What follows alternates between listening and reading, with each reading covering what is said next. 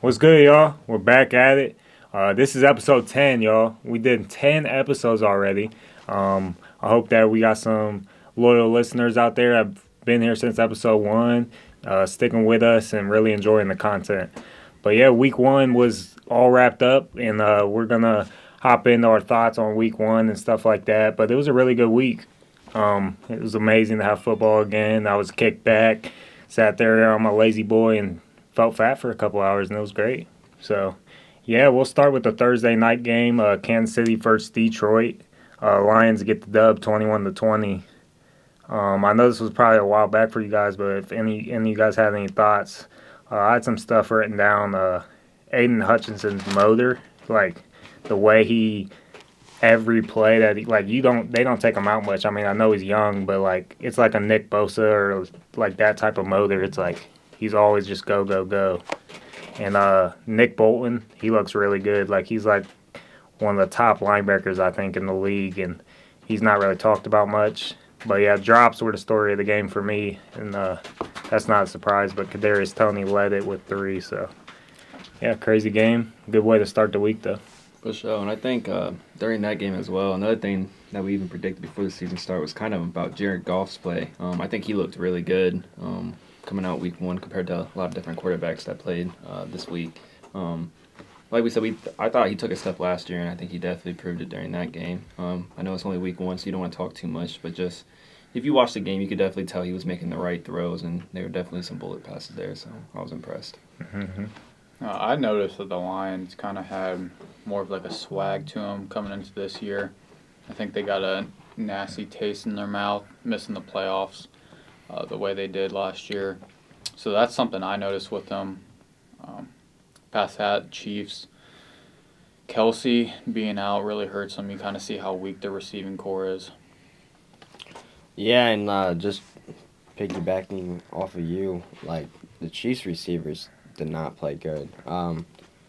They did. PFF has the ranking like before the game starts of all the players. Like it'll pop up on the screen. Right. Kadarius Toney wasn't even ranked on there, and like he just played like he wasn't ranked. Yeah.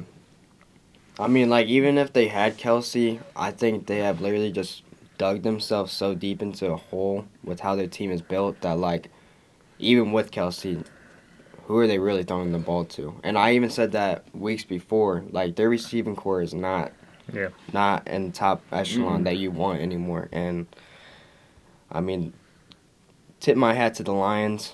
We all picked against them, and I mean they proved us wrong. They did, and like you were talking about with the receiving core, the one thing I do want to see moving forward is, I know it might take a couple weeks, but they had this like mindset of like we're basically gonna play our whole depth chart at receiver, and see what we like, see what we don't like, and like let's boil it down.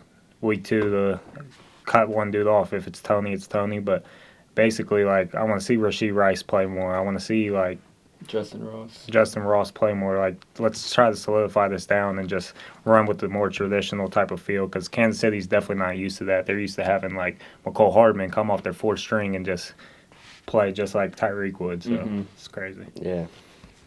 But, yeah, I'll let one of you guys kick this off. But Browns-Bengals. Browns win 24-3. Yes, sir. I'm going to take this one real quick, go Nate. ahead, man. I just want to say for us Browns fans, I don't think we could be more happier from a Week 1 game. I think a lot of the stuff that we talked about in the offseason definitely came true during this game. I know it was a rainy game, so there definitely was a little bit of excuses on both sides, especially with the quarterback play. I know Deshaun didn't look great in the first half. Burrow kind of just struggled just because of how much rain was really coming down. But I think one thing we can really take out of that game was really the Browns' defense. That Browns defense, I haven't seen that type of energy since I've been alive as a Browns fan. They had some swag. Jim Schwartz had a great scheme for the Bengals. I know, like I said, it was raining, but just the amount of pressure that Joe Burrow had to get put on in that game. And you're talking about a top 3 offense in the league, held at 3 points, Week 1. I just think us Browns fans should be excited. And I even, like, for our offense, Watson definitely played better in the second half. And I don't know. They look good. I mean, Watson was controlling that offense, but he was the bus driver. There was a lot to like about for us Browns fans Week 1. Yeah, and on the reverse end, that was one of the worst games I've ever watched in my life. We just couldn't. I mean, the Bengals just couldn't get anything going on offense the entire game. One thing that it showed me was, I mean, the Browns are a legit team. Mhm. Like, they have arguably the best defensive line in the league. Offense, if they have a lead, they're just gonna run the ball down your throat the entire game. Like, it's gonna be a boring game to watch, but they're gonna win a lot of football games, and like I don't have a problem admitting that. I think the Bengals will bounce back, but just the offense consisted of shotgun runs that were working, but you can only do that so many times. And then when we were throwing the ball, it was short passes, Mhm. and against that man coverage, like nobody was getting impossible. separated. We were just throwing streaks to T. Higgins when he was getting double covered. Mhm. It was just, like I said, one of the worst performances I've ever seen from Joe Burrow. It sets a bottom for us, so like it can't get any worse than that. But I think just going into this Baltimore game, another divisional game, like we do not look great. Yeah, I don't even want to talk about this no One more. thing I will say real quick about the Bengals, yeah, they didn't look great week 1, but I think I seen the stat the other day with like Joey B week 1. I think they're like 1-3 week 1, but they've Yeah. made this playoffs every year. Even last year, we got flooded by the Steelers. Yeah, week one. so I don't think it's much of a concern for the Bengals. Yeah, I think there was definitely some growing pains. I think the line definitely needs to get their head in the game for the Bengals. I think that kind of killed them a lot too. But yeah, they're going to bounce back. You know, I think the Browns and Bengals, we said before the season started, are going to be those two top teams in that division. But the Bengals should be completely fine after And the this one week. thing I will say about this game before you guys say your opinion, I think the defense actually looked really good. We punted the ball, I think at least like 6 or 7 times in just the first half alone. So to allow just 24 points throughout the entire game, I mean, the defense held up. The offense just couldn't do anything. Yeah, and it was like you said, it was a pouring game. So hopefully with good weather next week, hopefully we can see a little turnaround for both sides a little bit, on the offensive side at least. Yeah. If I'm being honest, I didn't really watch much of this game with my slate going at the same time with the Vikings. But I don't know about you, James. You watch any of this? Yeah, I watched every game. Oh, nice. For the Browns, I will say, like Kyler said, the defense looked good, but it's week 1, guys. I'm not, getting like too overhyped about any team or distraught about any team because it's week 1. I think the big thing with the Bengals is not having that first team offense run in preseason. So the last time they ran a full game was against the Chiefs in the playoffs last year. You kind of saw the same thing with Philly. Their offense kind of started off. They got to like that point in the game. You're like, well, they haven't played much, So having Joe Burrow coming off an injury, that definitely hurt them. The Browns look good, man. Yeah, and it's like after, like I've noticed that too with teams like that don't play their players in this preseason a lot. It's like them first couple scripted drives that are going strictly off the paper. It looks good, but then when you're off the paper, it doesn't look as good, of course, because they haven't built this chemistry and the audibles aren't the same. Like it's just stuff that you'll see grow down the season. But. Yeah. All right, we'll kick it off with my game. Vikings Bucks. The Bucks win 20-17. Last season, the Vikings were one of those teams that we started pretty fast. We were good at that, but we started with a 3-and-out. Our second drive, we fumbled, and then our third drive, we fumbled, and then our last drive and then the fourth drive was a punt. So just a horrible, horrible start to the game. And then finally we get Justin Jefferson and Jordan Addison going on the drive where Addison gets a touchdown. So that was pretty fun. I'm sitting up. I'm like, okay, it's time to start pouring it on. Well, the game goes back and forth for a while, but the story of the game for me was basically that the Bucks didn't win this game. We lost it. We had 3 turnovers to their 0, so we didn't force any turnovers, nothing. And we were just very undisciplined. We had 6 penalties, and they only had 3. Just stuff like that. And the penalties were like drive shooters too. Like we get down there to the 40 and bam, there's a false start. Oh, like it's just things that you don't like to see.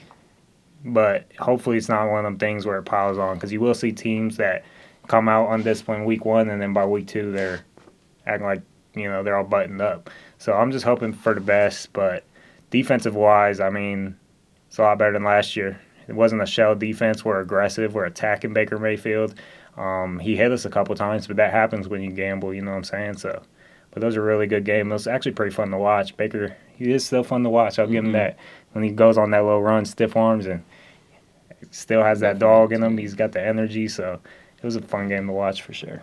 I'll say real quick, I didn't watch too much of your game, kind of like you said, because of the slate time.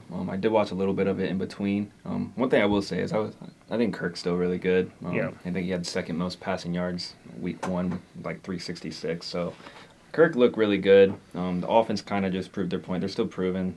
Yeah, there was definitely some like fumbles that kind of changed that outcome of that game. But I wouldn't be too worried if I was a Vikings fan, honestly. Maybe a little bit questionable on defense if you're letting Baker drive down the field, but the Bucks still have a solid offense, and you can't discredit them. So, yeah, and he was making plays, man. I'm talking like we would blitz off the edge, Danielle Hunter would be in his face. Danielle Hunter had kind of a coming out party showing like I'm ready to play again, and he would like have him in his face and still throw that screen. I mean, it was all quick game stuff, but yeah, it was a crazy game. I mean, I think with how you said that a bunch of drives ended in fumbles, but with like just what we've seen the Vikings offense, I think that would be one of the better offenses in the league. Right. And when it really comes down to winning games, you need to score points. Yeah. So I think as long as the defense can kind of be okay, Right. I really do think the Vikings can be a good team. Yeah, I hope so. I think this game shows more about the Bucks than it does the Vikings, like you alluded to. The Vikings are just going to have growing pains with that new defense, and they shot themselves in the foot multiple times. But the Bucks, I mean, with Mayfield, we kind of came into the season not knowing if he was going to be the starter. Right. It was a 50-50 battle. I mean, he pretty solidified himself as that starter. Yeah. And they have a solid defense. They have the weapons on offense. So, I mean, this in a weak division, I mean, this could be kind of a sleeper team that you don't really want to play in those later weeks just because, you know, they are going to be like a ride or die team that needs a win every week to try to win that division. I really feel like the Bucks, personally, just based off knowing Baker's experience, he's either going to come out smack your team or he's going to completely shit the bag, to be honest. So Right. I agree with that. Little Bucks as a sleeper team, they're still a solid squad. It's just how much can Baker be the bus driver for them. So I think the reason we kind of all like took the back seat on the Bucks coming into the year were the reports that it was like a 50-50 at a training camp. Any person betting on a team is not going to look the other way when, oh, well, they got, you know, they don't even know who their quarterback's going to be. You know, Right. that's a team that you don't want to Even touch. And yeah, so. But I mean, if Mayfield keeps playing like this, I mean, this is a team that can go 8-8, 9-7. Somehow Whatever. win their division. Exactly. Yeah. I agree. And another thing why I did take the Vikings last week, because like you were just saying, when you have a new quarterback and a new system, you don't know what you're going to see week 1. Right. I already seen enough from the Vikings offense to know what I was going to see there. And the offense was fine, really it was. I mean, like they said, they shot themselves in the foot, but I think the Vikings do win that game if they could just limit that a little bit. But Yep. that's that. Titans and Saints. This was an ugly one. This was really ugly. Two solid defenses, but Tannehill put on his best case for I'm the worst quarterback in the league, as James was kind of alluding to in weeks prior. But once again, I didn't watch much besides the last couple minutes, but yeah, it was pretty ugly from what I heard.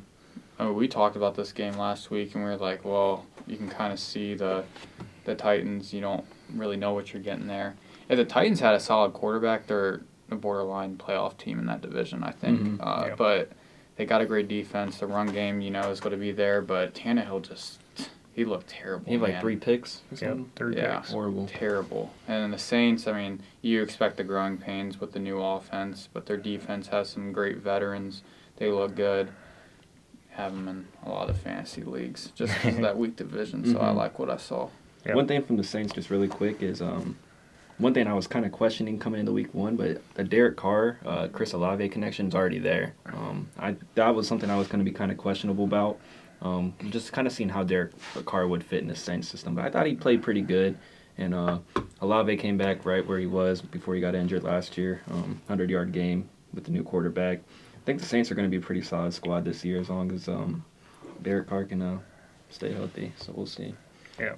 Yeah, I'm not gonna give a too in-depth analysis on this game. I didn't really watch too much of it, but I mean, I even said like I don't know what to expect from either one of these teams, and that's exactly how I feel after this game. You didn't gain no knowledge. No, not really. I mean, like you said, Derek Carr's Chris Olave looked good. The Saints are still pretty questionable, and then yeah, like you said, with Ryan Tannehill at the helm for the Titans, I mean, You're not making it. I don't know what they're gonna do. Yeah. Yeah, I mean, you got two, one rookie quarterback and one second-year quarterback. I think it's about, I'm not going to say right at this exact moment because I know they still want some playoff chances, even though I don't see it happening. I think around like week 4 or 5, you might even see a quarterback change coming into that Titan squad based For off sure. their record. Yeah, if they're 0-4, Yeah, 0-3, whatever. Like Yeah. I that's agree. definitely something that can happen. Yeah. Somebody want to take this next game? I'll take it real quick. So the next game we got was the Panthers versus Falcons, and yeah, I mean, kind of predicted this last week. We did all pick the Falcons to win this game, and they did. I think Bajan looked great, freaking amazing coming out. He didn't play. He definitely went 50-50 snaps with Algier. And Algier, I was honestly really surprised by him. He ended up getting 2 Yeah. touchdowns that game, and it looked like if you watch some of the plays that Algier had, it looks like. I remember one exactly. He was on the goal line and he got stuffed. Like literally, there was no room, and he somehow cut that thing out to the left and scored for a touchdown. I think he's still fighting for a starting spot. I know he's not going to get it just because you have Bajan, but you can maybe even see a team trade for Algier. I think he's still a stud. Yeah, I wasn't surprised. I mean, last year we saw him not only dominate fantasy, but he was actually really good on the field. Mhm. Like he's always like, how does he have three receptions and like 40 yards? Well, it's the Mhm. screens, but he's taking them from the advantage. So He is. He's very elusive. So I think the Falcons have a really probably I'd say top 3 running team for sure this year. They're very solid. Quarterback play for Falcons questionable. Drake London, no receptions, no yards, nothing. That was kind of a fluke. But it's week 1. Panthers, Bryce Young didn't look the greatest. I'm not going to hate on him too much right now, even though I do have my thoughts. I don't hate on him. I really don't. But it's just like I said earlier, I don't think he's the first overall quarterback. I think Anthony Richardson looked better. So We can say Bryce Young didn't take any hits that. that game, yeah, Yeah. he's chilling. I mean, he threw a couple picks, but honestly, Yeah, it's I week think he had 1. We're 2. rookie quarterback. That's expected. So Yeah. I haven't too much thoughts. I just think the Falcons' run game definitely proved themselves for sure. This Falcons offense is not built to win games. Like they ran the ball just about every other play, and then when they were passing the ball, it was short passes the entire time. That's what they do. I mean, that's just not a winning formula. Jesse Bates Coming looked out. great. good. Looked Looking great. good. One of the most exciting players to watch. You know, I said it here first. He did. He called that one. But like you said, I mean, it was Bryce Young's first game. 2 interceptions is a little worrisome, but Both the Bates though, right? Yeah, I think But- so. He forced 3 turnovers that game, so yeah, that was crazy. yeah, but I mean, this is it's a weak division.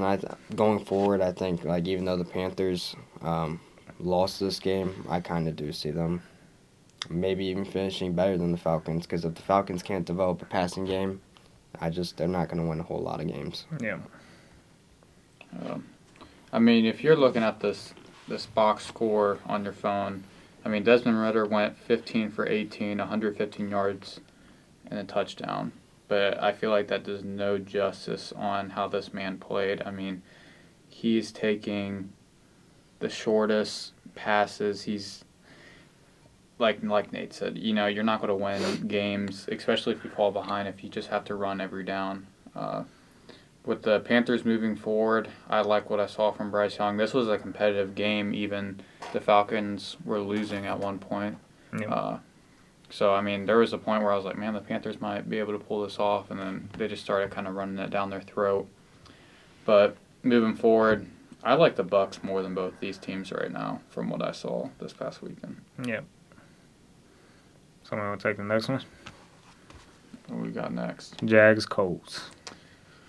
Yeah, I'll take this game. Go ahead, Nate. So Jaguars get business done. I just want to start off by saying the Lawrence to Calvin Ridley. I mean Calvin Ridley, I think is their one. going forward. Christian Kirk didn't really see the ball as much as I thought he would. I thought that built-in chemistry would kind of stick, but I mean, with how Calvin Ridley's playing, like he might have one of the better wide receiver seasons this year. But yeah, I mean, we all predicted the Jaguars to win this game, and I mean, Anthony Richardson looked pretty good, but there's only so much you can do with the talent around you, and I mean, this is the Jags division to lose at this point, and I mean, that's bad to say week 1, but that's just how I feel. No, I agree. I'll touch a little bit based on the Jaguars. I actually picked Calvin Ridley pretty high, early in the draft. And I remember, I know not all the fans know, but like Seth was talking shit to me, like you're taking Calvin Ridley in like the 5th round, 4th round. I'm like, bro, you don't even know what's gonna happen, and he proved it for me. I mean, I think it might be a little high prediction, but he's definitely in my eyes a top 8 receiver this year under Lawrence if he does have a breakout year. I think he's definitely the one, and he looked great, definitely. But it is the Colts, so there's only so much you can say he was great. But on the other side of things for the Colts, yeah, I think Anthony Richardson came out pretty damn solid from what I was expecting. One thing I will say about him, he took a lot of hits this game. He was definitely, like, you can see the competitive side in him. Like, didn't want to take a knee. He's taking the hit. He wants more yards. And that's something you do like to see, but at the same time, like, like, as a quarterback in this league, you can't be taking those hits like that. And he kind of got hurt at the end. He'll be all right. But for what a lot of people were saying, the most unsolidified quarterback in this draft, I think he kind of made a big point week 1 against a pretty solid defense. So. Yeah, all the weapons came to play for Jacksonville. Yeah, kind of like I was telling you, Nate. Zay Jones, man. They like Zay Jones. He got all the second receiver looks. Yeah. Christian Kirk's kind of in the slot. So if they're not running more than 2 receiver sets, which they like to do a lot, then it might be tough for him to see the field. But, yeah, it was actually a pretty fun game. I was sweating, if y'all remember my parlay last week, man. Yeah. Yeah, I had it in my parlay too, so. Yeah, I really liked what I saw from Lawrence this game. He looked comfortable, has the weapons to his assets. Like I predicted, I think it could be an MVP type season for Lawrence. I think he comes out and proves it next week against Mahomes, so we'll get into that a little later. Moving forward for the Colts, I think they found their franchise QB. I hate to say that because I was an Anthony Richardson hater, but he did look good and so composed and humble. You know, that guy he has great character, and he's everything you want in the guy leading your team for the future. Mm-hmm. Yeah. I agree. I mean, he looked the best out of all the rookie quarterbacks this weekend. For sure. So it's always a good start. 49ers Steelers. Who wants to take this bloodbath? Sorry, Logan, and Yeah, I mean, there's not much to say. I mean, it was just a shellacking.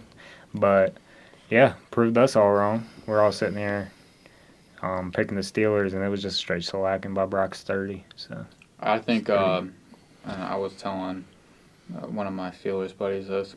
If the 49ers stay healthy this year, I was like, I don't think there's a team that can beat them. I think if Brock Purdy doesn't get hurt, I think they beat the Eagles in the NFC Championship game last year, and then I think they go on to beat the Chiefs. Mm-hmm. And honestly, James, I can honestly see that happening. One thing I will say about the 49ers, I think they have probably one of the most, if not the most talented roster, maybe right up there with the Eagles in the league. I know playing quarterback in the NFL is probably the hardest job to ever do. It's probably the most important position. But this team, if you can play a bus driver quarterback like Brock Purdy does very well, that team is going to excel. As long as he's healthy, that team is just going to make plays. Ayuk, you can tell, oh my gosh, Ayuk. I mean, I knew he was good. I didn't think he was going to come out like that week 1 under that scheme. So C-Mac came out firing. C-Mac played great. Debo played all right. Yeah. 49ers fans definitely have something to be looking forward in the future. On the other side of things for the Steelers, definitely started the game off very bad. Pickett definitely had a couple early interceptions. But one thing I will say is they definitely bounced back a little bit. The second half, they still didn't look great, but I still got hopes for the Steelers. I don't think they're necessarily a bad team. You can see a lot of these good teams, even week 1, came out kind of flat. So I'm not going to say too much about the Steelers, but I think they'll definitely improve this upcoming week compared to that. The one thing I'll say about the Niners is I'm still not going to sit here and say Brock Purdy is good, but he had a really good game. if the 49ers can stay healthy with the system that they run on offense, with how many weapons that they have and just how explosive they can be, and when they need to run the ball down your throat, they will run the ball down your throat, and everybody will run the ball. Just like you said, like that's unstoppable. It really is. I think Kyle Shanahan still doesn't get the props and respect that he deserves. Like, he really is one of the best head coaches in the league.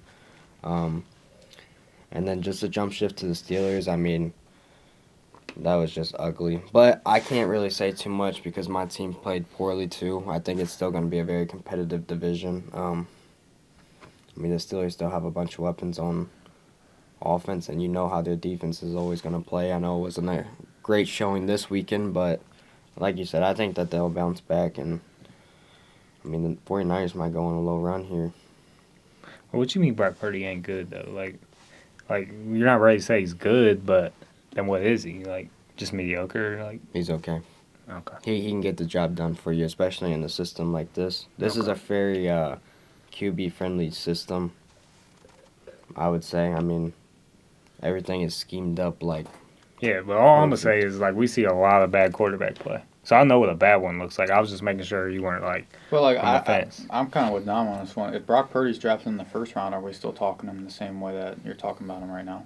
Right. 7th round, last pick of the draft, Mr. I mean, I've seen enough games from him where I'm like, yeah. And I think that run he's a last great year, too. quarterback. Yeah. I think, Brock Purdy, he's the perfect system quarterback for that team. I don't think, I will say right now, I don't think Brock Purdy's on an elite level by any means. But you could damn near put him around the 12 to 15 mark the way he's been playing, especially even coming out of last year when he went on that run. I think he definitely solidified himself as that one on that team. The Steelers have a good defense, and he still played really well. So I like Brock Purdy. I'm definitely putting him around that range if I had to rate quarterbacks. Mm-hmm. You just called him a system quarterback. He is a system quarterback. I know, but he fits great in that system. But what I'm saying is, bro, is we're talking about let's call what it is, man. There's not a lot of elite quarterback play in the NFL. Yeah, agreed. So we're taking what we got. We got a really good system dude who knows how to run the offense, can make pretty he makes window throws. Right plays too. So it's we're talking about that compared to what we just saw from Tannehill, compared to what we just saw from we're comparing it to some lackluster there's not great quarterback play in the NFL right now. That's why quarterbacks are going in the first round 3 or 4 times, not only because it's needed, but it's what people need. You know what I'm saying? So, yeah, I know. I see what you're saying, but, I mean, I'm just saying, you guys love Brock Purdy. It's okay. Week one. It is. Yeah, it's week 1. Let me see more of him, and then I think in a few weeks I might have a different perspective. That's fair. Well, let me say tell it's week 1, but I saw it, the last even last 8 year. weeks of the last season. I mean, Right. he came in and they looked like a brand new team with him. Mm-hmm. Yeah. So I'm on the Brock Purdy train. Sorry, man. Same. No, it's okay. That's all right. See, that's why we have this podcast, because we all have Yeah, for different sure. opinions. Yeah. All right, I'll take this next one. I don't know what Raiders fans do, but I like to do it right now. Y'all don't scold, so I can't scold. I'm feeling pretty good right now. Hey, Raiders win the 17-16. Broncos sold. I wrote down my notes. Yeah, this game was 2 teams repeatedly shooting themselves down in the foot. Both teams did it on multiple occasions. But the game started off in Sean Payton fashion with a good old onside kick. So disrespectful. Wow. I remember seeing that. That bro. was They wild. should have got that too. That was They should wild. have got that. Coach Stupka, if you're watching this, you might have a spot on the Broncos. But anyway, Jacoby Myers, he took a scary hit, but man, did he have a good game. Mm-hmm. The knock on him in previous years was he doesn't get it done in the red zone. He had 2 touchdowns, had a really good chemistry going with Jimmy G. So as I expected with the depleted weapons of the Broncos, they struggled to get anything going deep, but they did have, with P. Ryan being their highest reception leader with 37, they were kind of spreading it out, trying to figure out what they have, so I can't be too harsh on them, but all I'm saying is just the Raiders do have weapons. I mean, it wasn't a high-scoring game by any means, but the defense was still there. Mad Max, so yeah. I mean, I'm not going to trip too crazy, but I'm just glad that this was in my parlay. So. Yeah. For the Broncos, watching that game, I was like, man, Russ looks different than he did last year. I mean, he kind of slowed down as the game went on. but their receivers, I mean, there's nothing there right now. Hopefully Judy comes back next week and gives them a little something. But also, I felt like they couldn't get the run game going much either. The difference in that game was the weapons in my eyes. Yeah. You know, throwing to Devontae Adams and Jacoby Myers down the stretch is what ultimately I think won that game. It was a very ugly game, and it was kind of a repeat of every time I feel like these two teams met last year. Yeah, So, for sure. Good win by the Raiders, but kind of hate to see it. Yeah, I think the Broncos are in the same situation as the Chiefs, where it's just like Samaje. Listen, I watched a lot of Samaje P. Ryan, and if that is your leading receiver, boy, you're in trouble. I mean, even like how Kelsey's out with the Chiefs, and then Judy's out with the Broncos. Like they're in the same exact position. And their tight end got hurt very early Their in the quarterback talent is there. The defense is there, but everything else around it is just like, what is going on? I saw glimpses of old Russ during that game. I did too. I think we were watching on the couch, but like Russ looks pretty good right now. Yeah. The way he was scrambling on the pocket. So I mean, and if he had the receivers there, Yeah, I think it's mean- different, but I mean, he just doesn't. And like I said, I think Russ is still going to have a bounce back year. I think, last year was the floor of what we're going to see Russell Wilson looking like. But I just don't know who he's going to throw the ball to throughout the season. It's going to be a battle, though, man. Who's going to be last? We'll see. let's get into this next one. All right, I'll take this one first. All right, so we got Dolphins and Chargers. What was the final score of that game? 36-34. 36-34. So shootout. Yup. I'm all the way on the Dolphins train. I've been on the train before the season. I think they're the best, most complete team in that division. Too much speed. Defense, I know they let up 31 points, but the defense is there. I mean, they're going against one of the best offenses in the league. Yeah. I'm on the Tyreek Hill train. I think he has a possibility of breaking 2,000 yards this year. That's crazy. People overhype him, whatever. I'm always going to That's support not Tyreek crazy at Hill. all. You know, I love a good, speedy little guy. You so. put the ball in Tyreek's hands, you better watch out. You You can just better have chuck your it pieces deep, there, man. bro. Just chuck it deep. Tyreek is right up there with one of the greatest receivers in the game right now. Yeah, like you said, it was a shootout back and forth all game. It was almost like, oh my gosh, like one thing would happen, like all right, so this team's got the momentum, then instantly flips. Like I don't know, this whole game was back and forth. Tua came out, I think Tua looked great. Herbert looked good. But there's really just more positives on both of these games. I guess you can talk a little bit about the defense was a little white, but you try to guard Tyreek Hill and Waddle, you'll definitely struggle as well. So I don't know. It was probably the funnest game to watch out of this weekend for sure. Yeah. Yeah, I have. Yeah. It was a game of year candidate, and it's only week one. I mean, it was just a crazy game. But one key moment that I picked out was right before the half, the Chargers, they're trying to run down the clock, and I was wrong, okay? Brandon Staley did not call the timeout. It was the Dolphins. So it was actually a really good move by the Dolphins. They called timeout because Herbert rolls out right, slides, like a really good play. Let's get the clock down to 3 and kick this field goal. And most coaches are pretty conservative, and they're like, okay, we'll just let it go to half. Well, not McDaniel. He was like, yeah, I'm going to call this timeout with 13 seconds left. They get the ball with 9. They go down and get a field goal. They win by 2. So that was wild. Yeah, so they get the dub. And right before that, to get that field goal, J.C. Jackson had probably the Dumbest play you could do. dumbest pass interference I've seen in a long time. Like, that was horrible. And they get the 3, and they win by 2. So that was crazy. Out of the whole game like that one play alone, if you look back on it based off the score, that one play alone literally got them the loss. So it's kind of crazy. I think coming out of this game, like, the Dolphins just look like the best team in the AFC right now. Shooting. The system that they run very similar to the Niners system, but with like just the fastest dudes in the NFL, and with how Tua is playing right now. I mean, like, even if the Bengals like won that game and played good, like, I'm still a little worried. Like, this Dolphins team can really be just like one of the most elite teams in the NFL. It all comes down to just if they can stay healthy or not. The Chargers, to me, are proving who the Chargers are. a bunch of frauds. I mean, Justin Herbert did look good. Scored a lot of points, but like you said, I mean, just the blunders that the Chargers have in their games where it's just like they just can't get out of their own way. They can't. For the past few years, they haven't been able to do that, and then for them to do it the same thing in week 1.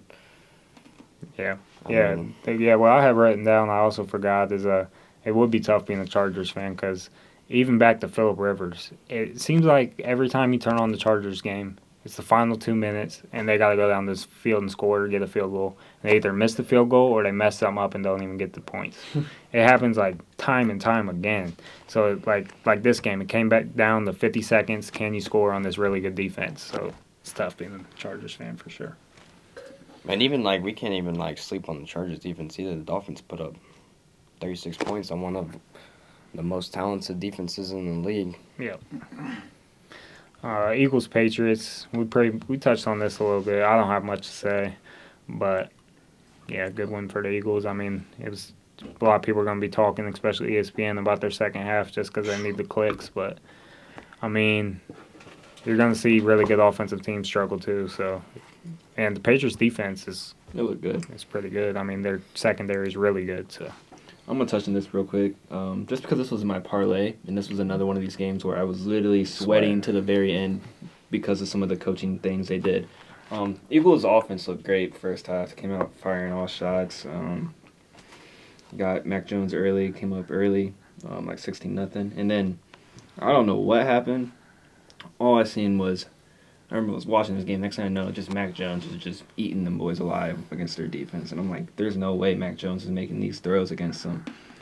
Came all the way down to the end where it was 20-25. And I remember we got to stop on 4th down. The Eagles had the ball on the 50-yard line. They had 4th down. And Patriots only had one timeout, and there's a minute left in the game. What is everything you would do? With 1 minute left, they have one timeout, and you're on the 50 on 4th down. You punt the ball. right. You make them drive the field with one timeout. No, what do the Eagles do? It's 4th and 2. Hike the ball, and I'm just like, I'm sitting here on the couch, not sweating because I'm chilling.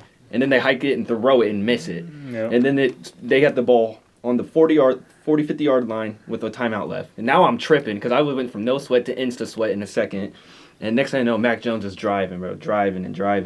And they honestly should have won that game. I swear to God, the way they lost that game, is, if you are an Eagles fan, I know James' dad, you've definitely seen this. The Patriots threw the ball, and the dude caught it as a first down. Like, literally would have had like 20 seconds on like the 10-yard line to get a touchdown.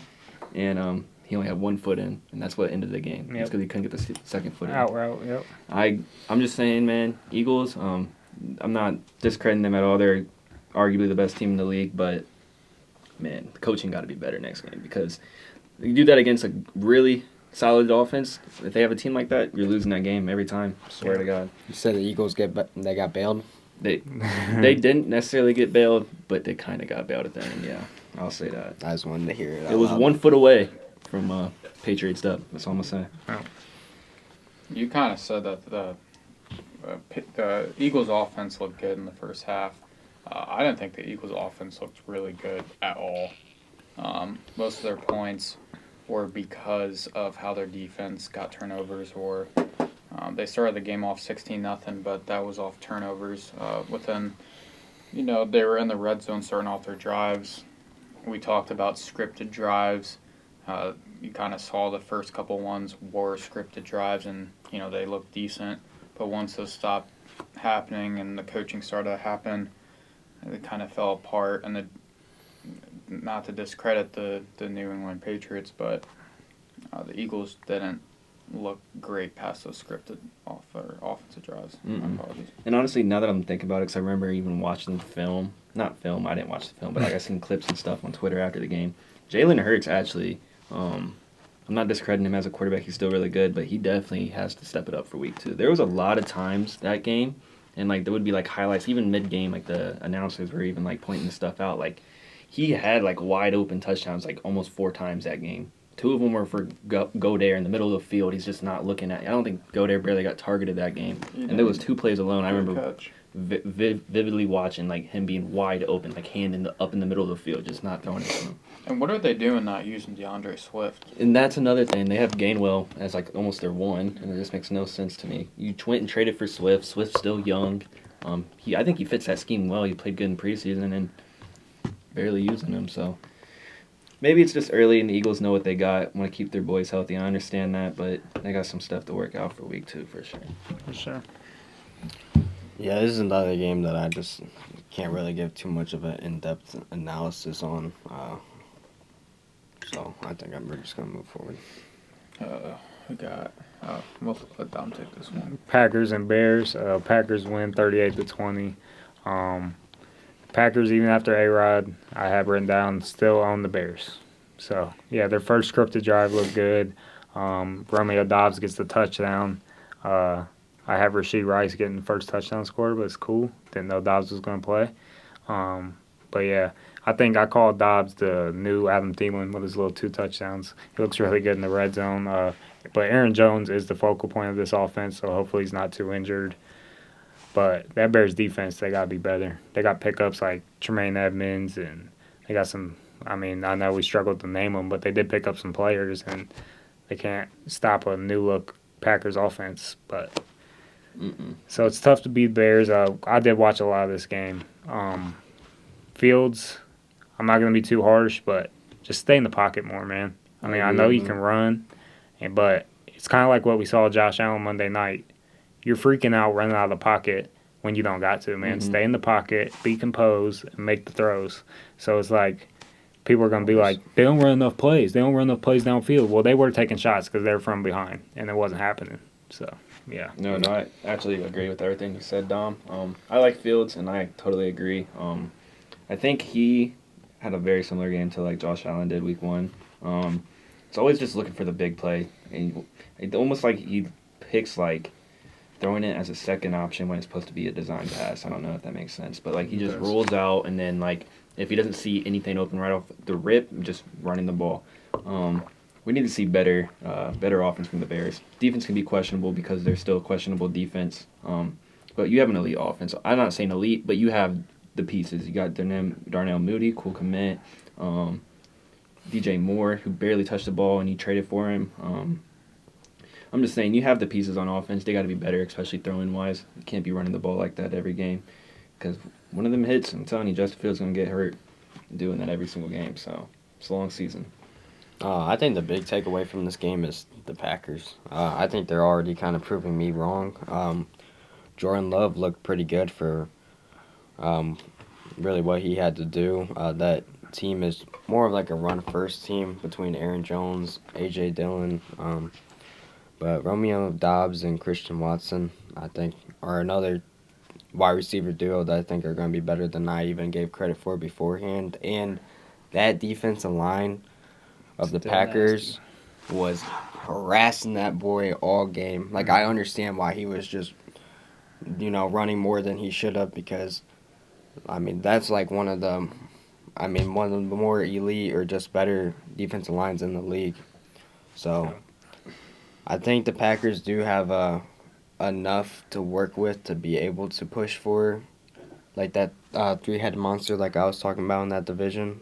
Mm-hmm. So, I mean, I was pretty impressed with them coming away from this game. I'll definitely say really quick, I wasn't high on the Packers coming into this year, but I know even it's week 1, the Bears don't prove too much, but they definitely went way better than I thought they were going to be. I think definitely Jordan Love, he came out firing way more than I thought he was going to be, so I'm pretty impressed with the Packers week 1. Yeah, you guys kind of covered it all. Yeah. I'll take the next one. We got Rams and Seahawks. Man, this was the most surprising game for me. Rams went into Seattle, one of the toughest places to play, proved us all wrong. I mean, without Cooper Kupp, they had other guys step up. Kyron Williams, fancy pickup if you guys play. But yeah, man, I mean, DK Metcalf came into the game talking about, I can't name a player in the secondary for the Rams, and he ended up having like a pretty decent game, but down the stretch, the Rams were getting the stops, and the Seahawks couldn't run the ball. I mean, Rams, I mean, don't sleep on them, man. I mean, they could be a borderline playoff team if they play like this all year. Yeah. This blew my podcast parlay up. I had 25 to win 270, and the Sea Chickens came out to play. But they lost a lot of players to injury this game. They really did. It was kind of similar to the Ravens. They lost Charles Cross early in the game. But their secondary, they were getting cooked by a guy named Puka Nakua. Yeah. Yeah. I didn't hear about him until that game. He was Boy going nuts. went off for sure. So it was tough. It was really tough. I thought that the Seahawks were maybe gonna get something going there because you just never know. But it's a tough game to watch. I was watching this one a lot too. Yeah, I mean, like, to be a playoff team and then to come in to lose week 1 in your own home territory to a team that we thought is not going to win a whole lot of games this year. Like, that's a rough start for the Seahawks. I agree. We'll see how Geno Smith plays throughout the season, whether he plays like last year or if he reverts to his old ways, but not a whole lot of bright spots coming or looking at the Seahawks coming out of this game. Just really quick, I'll give my thoughts. The Rams are the second youngest team in the whole entire league, and I'm not saying they made a statement there, but they definitely did way better than I was going to expect from them. I think Matt Stafford came back and he looked really solid, just like Matt should be, though, but he came out, played really good. Even with those young receivers, I mean, shit, I couldn't even name you one besides Van Jefferson coming into that game. I really couldn't, or Tyler Higbee. And he made the most of it. Well. I mean, yeah, he came out and played really well. Cool name. Defense stepped up against the Seahawks. I think the Seahawks have a pretty good offense, and they definitely played well against them. I need to see more from the Seahawks, though, man. I mean, I like their team a lot. They got some really good pieces, especially on offense, and they do have a decent defense, but I definitely think they came out kind of flat and kind of just stayed steady the whole game like that. So we'll see a bounce back from the Seahawks. I really believe so. But, James, I think you should definitely take this one first for week 2. Yeah, so Sunday Night Football, the Giants were defeated by the Cowboys 40-0. Coming into that game, you know, I was excited being a Giants fan. I was with these boys watching it. Came out first series, and I was like, here we go. You know, we're running the ball kind of down their throat. We get down to the red zone, fumble snap, leads to 4th down, go to kick a field goal. I'm like, oh, at least we get some points out of this. Field goal's blocked for a touchdown. Then it's like our whole season just came, or game just came down from there. I mean, everything that happened in that game, man, it's just, I'm glad all that's out in one game. Yeah. And it's not, hopefully it's not going to be scattered through other games. It's just all out there right now.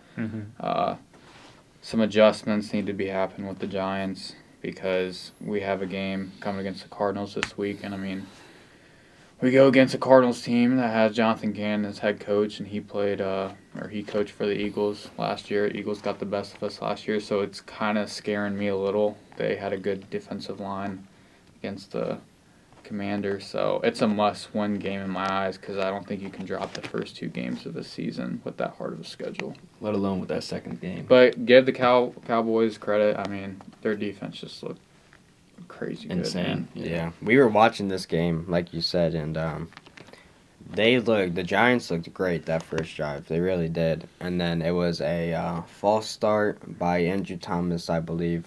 And then it was, what was it? Fumble snap. Yeah, fumble snap. And then when you went to go kick the field goal, it got blocked for a touchdown. And then the next drive, you come out, everything looks pretty good to start out. And then Saquon catches a pass out in the open. The Cowboys player blindsides him. Basically just puts his ball or his helmet right on the ball, fumble, like to the crib. And just like after that, I mean, like the game was over basically before it even started. I mean, some real takeaways from that. Like you said, the Cowboys defense looks really good. They were just getting after Daniel Jones all game. The Giants' offensive line just, I mean, they didn't know what hit them. But yeah, I mean, there's not too much you can take away from a game that was basically over before it even started. I'll talk really quick. First, we'll start with the Giants. I've always liked the Giants. Never been a big hater on them at all. But kind of like James just said. First drive looked really good. Came out running the ball. We're all hyped up watching the game on TV. Even after the flag, like getting a field goal, like we're not even like discredited. Like, all right, we're getting some points, and then first touchdown of the game turns into a blocked field goal. Take that to the crib, and then like you said, Saquon fumbles, another one to the crib. Like first 5-6 minutes of the game, you're already down 2 scores. Like that's not a way that you want to start a game. And I remember when this game was playing too. It's pouring rain, hard conditions to throw a ball. So watching the Giants' offensive line get absolutely like ransacked was crazy, and like almost like throughout the whole entire game, because I did watch like this whole game. It looked like any time the Giants did anything positive, instantly something would come out be absolutely horrible for them. Almost it felt like. I think they'll bounce back week 2 against Cardinals. I think it's probably the best game you can get for the Giants for a week 2 game for a bounce back. Playing the worst team in the league, figure a lot of things out.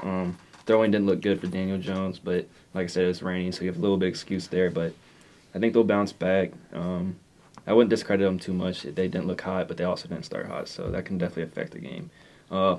Another thing real quick, we're going to touch on the Cowboys just really fast. One of the most elite defensive performances I think I've ever seen with my own eyes. I'll go through the stats just really quick. So the Cowboys had 7 sacks, 2 interceptions, 1 pick six, 1 blocked field goal for a touchdown, 5 forced fumbles, and 0 points allowed. That is pretty insane stat line. Yeah, that's a pretty insane stat line for the Cowboys defense.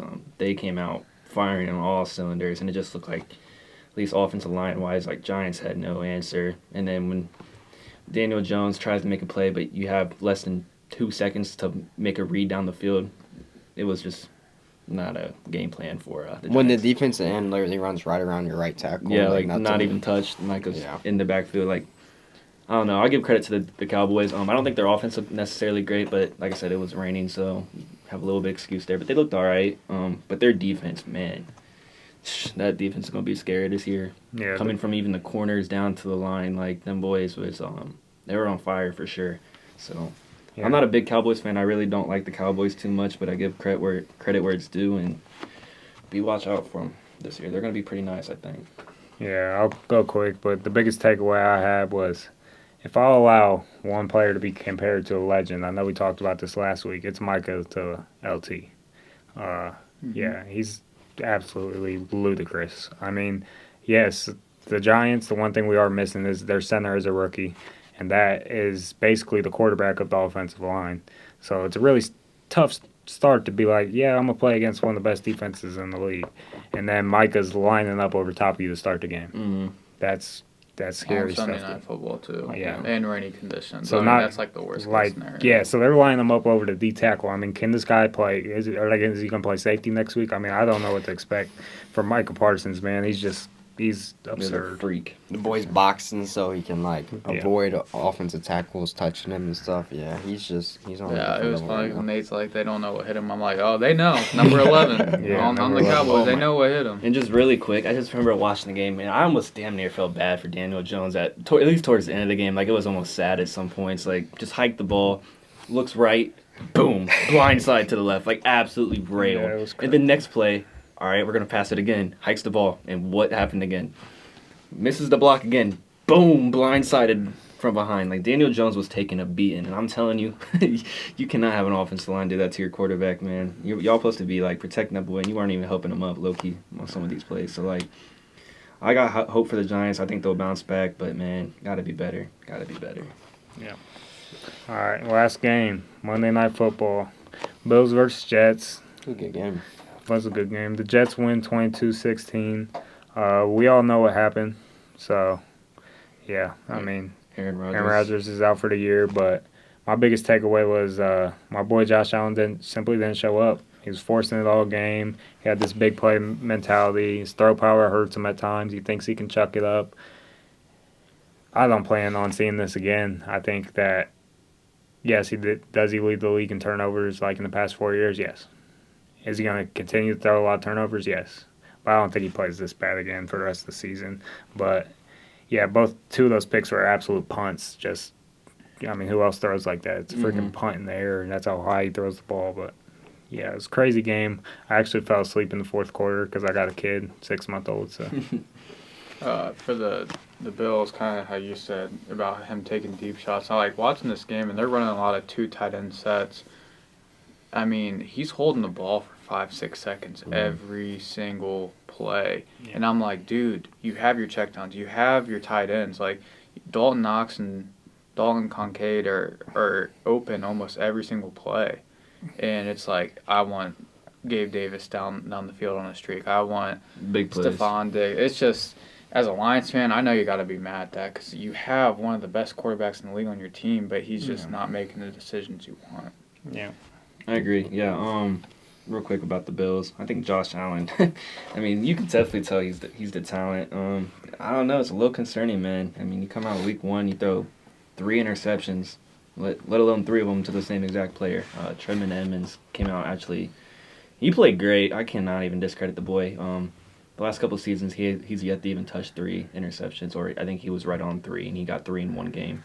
I know it's not like we're betting this shit, but if you would have bet Trey Edmonds to get 3 interceptions, I think the parlay was like a plus $3 million. I'm pretty sure it was like super high. Yeah, Josh Allen. I think like Dom said, I think it's the worst he'll play this year. That is one of the better secondaries in the league for sure. Behind DJ Reed and Sauce is the key points there, but everyone stepped up on that Jets defense after losing Aaron.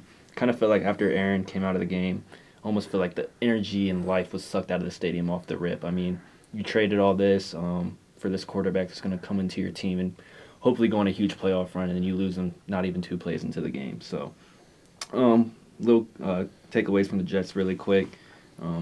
Zach Wilson, I mean, came out kind of flat, but he actually, I don't know. You can definitely tell he took some coaching notes from Aaron Rodgers over the offseason. He had a couple decent throws. Had a really nice drive with Garrett Wilson to the end zone. Which Garrett Wilson's another story. He looked amazing. Made some big plays and actually had the biggest catch of the game, which won them that game for sure. So yeah, and then I guess we all know how it ended with that Gibson punt return. That's how you end a game. That's how you end a game. And crazy thing, after that game, Everybody I watched a wanted clip. to go to bed. Facts. I watched a clip after the game. He was like the last player to make that 53-man roster. I watched like the coaches let him know he was on the team, and then comes out week 1 and makes a play like that.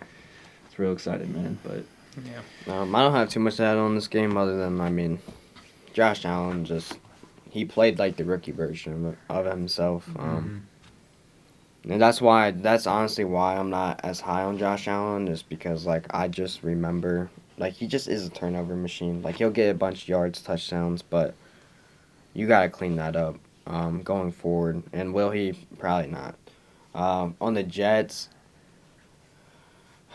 if you're a Jets fan, dude, I'm so sorry. Like, I am so sorry for you. The last time you had a good franchise quarterback was Mark Sanchez, and we were like 8 years old. Yeah. So, like, you finally had that guy, and then he gets hurt on the very first possession of the game, and he's out for the season. I mean, I'm sorry, Jets fans, but hey, at least you guys beat the Bills. yeah, really quick. I know we're about to go into a new segment here. I just wanted to talk about the Jets for a second. I'm hearing a bunch of rumors saying that they're gonna think about bringing a veteran quarterback in. I've heard a couple names like Matt Ryan and there was another name. I don't know if It you don't matter. They're not just going to start, bro. Yeah, I don't know. What would you do? Would you keep Zach Wilson in there and then kind of keep him? Absolutely. That's what I would do. I think Aaron Rodgers is almost like a quarterback mentor the rest of the year. Almost, if he can't play, he's going to be on that field, heads up with Zach. Like, hey man, like if the drive didn't go well, he's on the tablet making this play. I think even though Aaron Rodgers is out for the year, I think the Jets season is not over. Zach Wilson actually had a couple really nice plays during that game.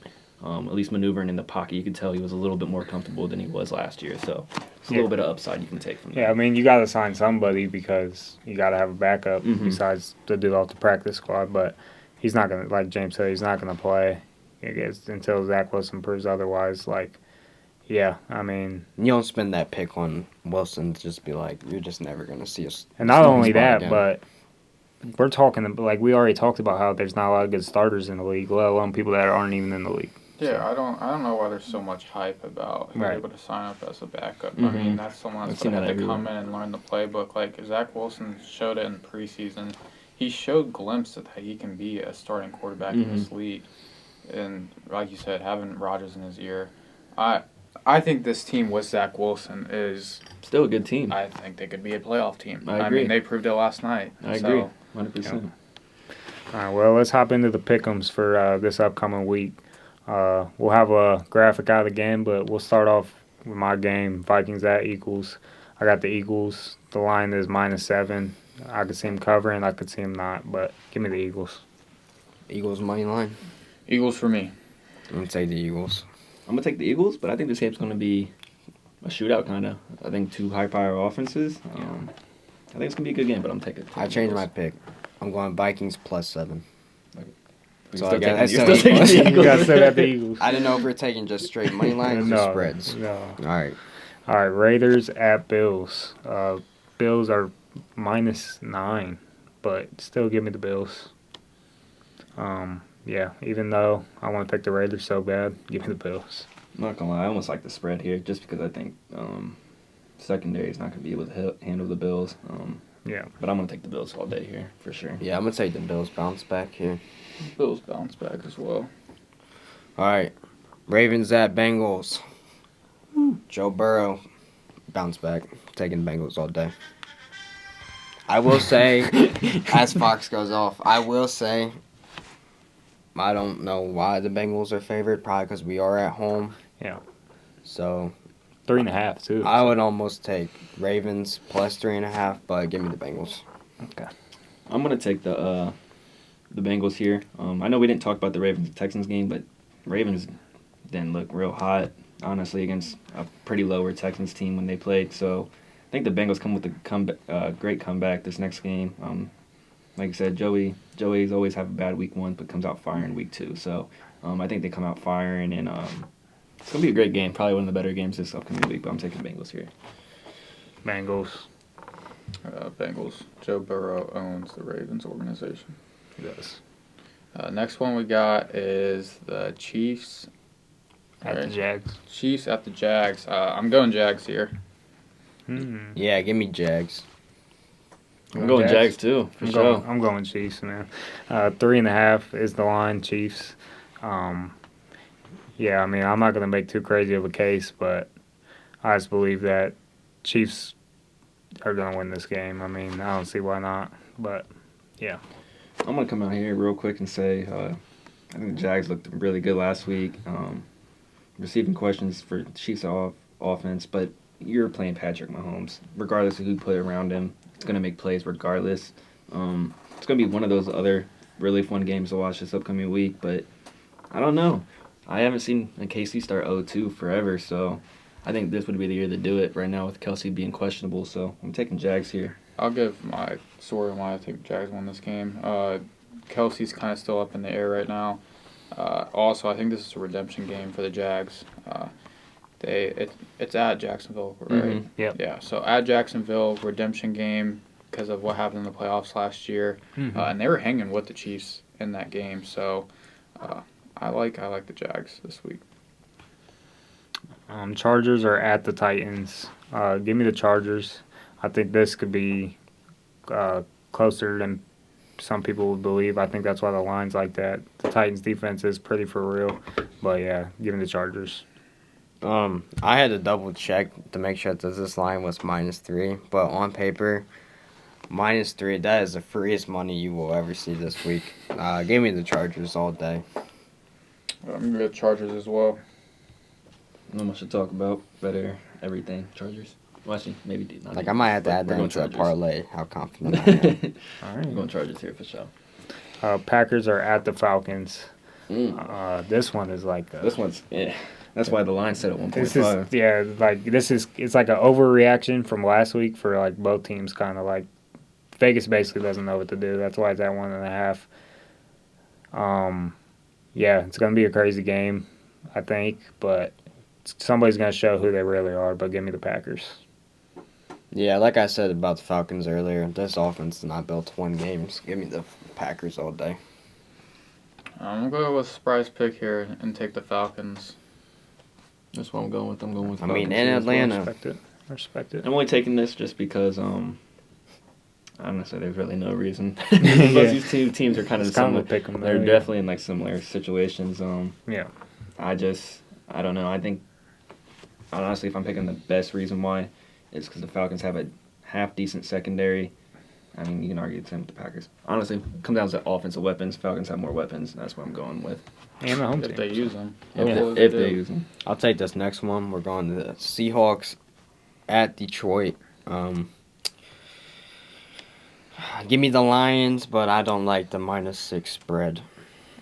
So I would take the Seahawks to cover that spread. I got the Lions. I got Lions as well, but this is kind of those toss-up games in my eyes. Mm-hmm. 'Cause the Seahawks have a bad taste in their mouth, but injuries kind of suck, so still give me Lions. I've just been high on the Lions. I think it's their year. I'm taking Lions for sure. Stinker. Well, not a stinker. stinker. This is going to be a kind of a It's good rookie matchup. on rookie crap. Yeah, I like this matchup. I really do. I'm going Yeah, to be but- watching this game for real. Colts are at the Texans. Give me the Colts. I think that they got a better defense, so give me the Colts. All right, C.J. Stroud, Ohio State boy. You're my guy. But give me Anthony Richardson. This guy. Give me Indy. Give me the Colts. Oh, like this game. It's a toss-up, bro. This It game, like literally I is can like- really see it going to flip a Texans, coin. cause especially at the Texans Stadium. Honestly, I just think, if I'm being 100% honest, Colts came out and played good against Jacksonville, but Texans play, I think, a harder team week 1. I'm gonna go Texans here. I like Colts, I really do, and I have a fantasy quarterback that I would want to play well during this game, but I don't know. I think Texans already don't have a first-round pick this year, or I mean they do, but it's not their own. Right. Why not? I'm taking Texans here. Bears are at the Bucks. Give me the Bucks. The line is -3. Yeah, I'm going to take the Bucks as well. Give me the Buccaneers. I'll ride this Baker train till I see a crash course. I made a mistake last week taking the Bears. I'm really thinking about this one harder. My initial thoughts are Buck. I'm taking Bears. Come on. I'm not high on you, All Baker. right, let's go. Come on. Giants are at the Cardinals. Give me the Giants. I think this is a bounce back. -5.5 is the line. It's in the Vegas zone. They don't know what to do with the line. So, give me the We Giants. didn't jump into it, but the Cardinals' defense looked pretty good this last week. I was kind of a little surprised that. I mean, it is Sam Howell, but that was a good takeaway to come away from it. Give me the Giants, but reluctantly. Yeah, I mean, it's a must-win game for the Giants. I don't even know what to think of this team, but I'm gonna ride with my boys. Mm-hmm. I don't even really think it's too much to question. I think the Giants got their ass kicked week 1. This is the easiest game they're going to face all year. It's going to be make it right. Honestly, I like the even spread here, so I'm taking Giants here for sure. It's actually in a parlay as mine as well. We'll get into it later. 49ers are at the Rams for a division matchup. Give me the 49ers. The line's -8. Yeah, give me the Niners as well. Give me the Niners, but I like that spread for the Rams. I think they kind of keep this game close. I feel like the Rams always play the Niners pretty close, Yep. too, regardless of their team. Every true. Bro, I mean, I saw the stat. Sorry, but it's like if taking the spread for a home team in a division game, like you win like 60 to 70% of the time, and also taking the under. Yeah. So Mhm. something to keep an eye out on for those. Yeah, 49ers, not much to talk about for me. I don't like those big division game spreads. Like Yeah. it Yeah, just that's never. Those games are never blowouts That's unless true. it's the Cowboys. I should have learned from the Seahawks Or the and Bengals Rams and the Browns. game. And Cleveland. Yeah. This looked better a week ago, but Jets are at the Cowboys. Give me the Cowboys. The line is -9.5. So pretty crazy line, but give me the Cowboys. It's the NFL. Like, that is such a massive line. But I think the Jets get absolutely flooded this game. So I would take the Cowboys, and I would even take the line. Yeah, it's Cowboys till I see different. Yeah, let's run it. Hopefully Zach In don't get- Dallas, like, Yeah. with Zach Wilson, like, and not saying he's bad, but, like, he was not supposed to be the starter. No, I agree. And did to go against, like, the best defense in the league. Yeah, good luck. Coming off some huge momentum if you're Dallas as well. I think they're going to come in and just, under Zach Wilson, and we know what he did last year, I like Zach Wilson. I never really hated Zach Wilson, but like against this team, week 2, hell no. Like, can you see this game being 40-0? Absolutely not. No. You don't think so? Absolutely not. If I had to That predict, Jets defense is too good. I would pick like, not even like a high score. This is almost like an under almost. Jets Yeah, defense honestly, is I can so see good. like an under because Me like too. I really like the Jets defense. Like against Dak Prescott, like I can almost see an under here. What for about sure. 21-0? No. I can see like I think you guys aren't giving 24-10. the Jets credit. Yeah. I mean, I think this is a lot closer game than people give it credit for. I That's mean, right. I like the Cowboys here, but 9.5 is crazy. I mean, you just had Zach Wilson going against a great Bills defense on Mhm. Sunday Night Football in rainy weather. And you know what's crazy about this is last week we talked about Vegas had the Texans Ravens line at -10, Yeah. and this line's at -9.5. That's kind of weird. Well, I took the Ravens money spread last week, and Me too. they definitely smacked the Texans for sure. Yeah, but what I'm saying is they're comparing the Jets. To Oh, the to like Texans. that game, yeah, different. That's way crazy. different. Yeah, it is. All right, Commanders are at the Broncos. Give me the Broncos, but reluctantly. This is the first off-script pick. I'm going to take the Commandees. Give me the Broncos here. I'm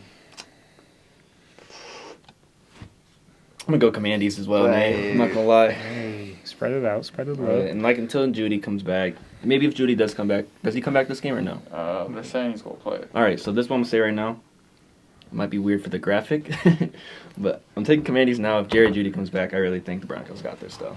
Not Okay, gonna lie. well, Gotta make a decision though. so, I mean, what you going with here? So, All right, we're taking Broncos in hopes that Judy is back. I'm sorry, Nate. It's all right. All right, Dolphins are at the Patriots. Give me the Fins. Yeah, Dolphins, like I said, literally look like one of the most unstoppable teams coming out of it, at least offense-wise. Give me the Dolphins. give me the Miami Dolphins. Damn near give me the Dolphins with the spread here. I was going to say, Mac I would even Jones, take the spread. Like, I know the Eagles didn't play great defense, but I think the Dolphins are going to have a way better defense again than they did with the Chargers. Plus, they played a way harder offense, so they're coming against a worse offense against the Patriots. I think the Dolphins run away with this game for sure. 2 Monday night games. Which is weird. Do we know why they did that? Is that just something that... There's like a new thing this year, like a flex schedule. Yeah. I heard. I don't know exactly Yeah, but what you it would think they entails. do it week 1. It is weird. Yeah. But Browns are at the Steelers. Give me the Browns. I would slam the Browns. Yeah, give me the Browns. Not gonna lie, I'm slamming the Browns here as well. The -2 spread's crazy. Another thing that just got announced today is what's the defensive tackle for the Steelers? What's his name? Hayward.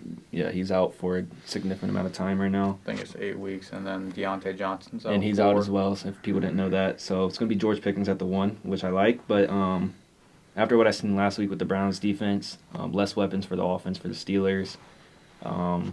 We know the Browns can run it, and that middle of that gap is going to be flooded. Yep. So, Browns all day here for Yeah, sure. give me the Browns all day. I would even take the spread once again just because if the Browns get a lead at all, I mean, good luck. I would also, even though it is kind of set for the under in points, like, I mean, this is another game that we could see being like 16-10 or 20-10. But yeah, give me the Brownies. One thing I always say, though, Steelers play hard against the Browns. But we said that last week, and always they got well, I guess you're saying against the Browns, but Yeah. I mean, I don't even want to take the Steelers ever again after last week. I'm just saying, like, every time I watch the Browns every year, it's always a battle because they always come out. I mean, from both sides, it's always that. It's like Michigan, Ohio State almost energy every time these two teams play. They don't like each other. Definitely going to be some fights in that field. But Browns are going to come away with this. And I can see a -2 spread's crazy. If you want better odds, might as well take that because that's way too low.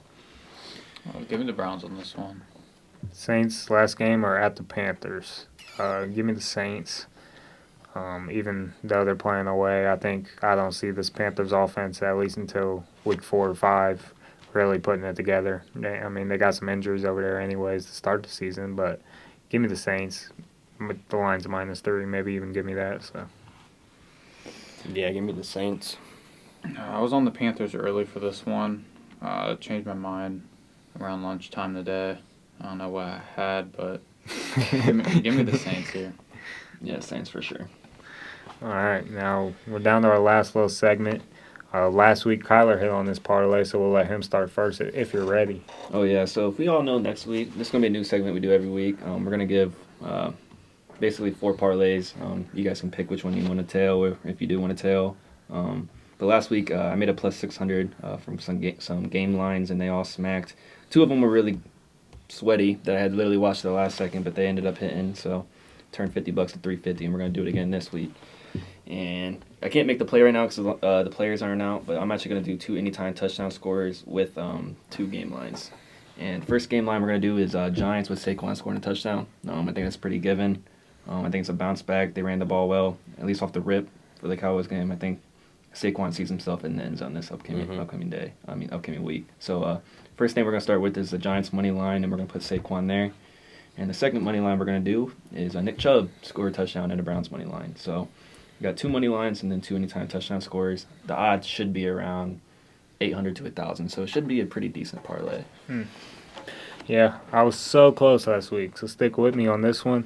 I got Colts money line, Colts versus Texans under 40 total points, the Browns money line, Saints money line, and Kansas City versus Jags under 51.5 points. The only one I'll explain is I think the Jags and Chiefs game is going to be like everybody's sphincter is going to be tightened a little bit, and I don't think it's as many points as people think. So It could be like the Chiefs and Lions game this Right. week. So it is plus 1,547. Spicy. Hefty parlay. I just want to start off by saying, if you did tell me, you probably didn't, but if you did, the only team that sold us was the Commanders, so I kind of feel like I should change my pick on them this week just because they did that, but we won't. This parlay adds up to 659, so 6.5 times your money. We have the Packers money line, the Dolphins money line, the Browns money line, and the Giants to plus 3.5. So that means they cannot lose by more than a field goal, which I pray to God that they don't do that. I already put like 20 on this, so there is a little bit of an investment in it already. So what I got for you guys is a 4-leg parlay. Pretty simple, pretty straightforward. It's going to be plus 800, so 8 times your money. We got Bengals money line against the Ravens. We got a little risky here. Sorry, Dom.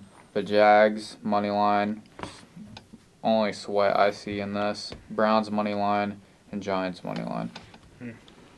We all on the Browns train. Yeah. Till it dies, I'm on it for sure.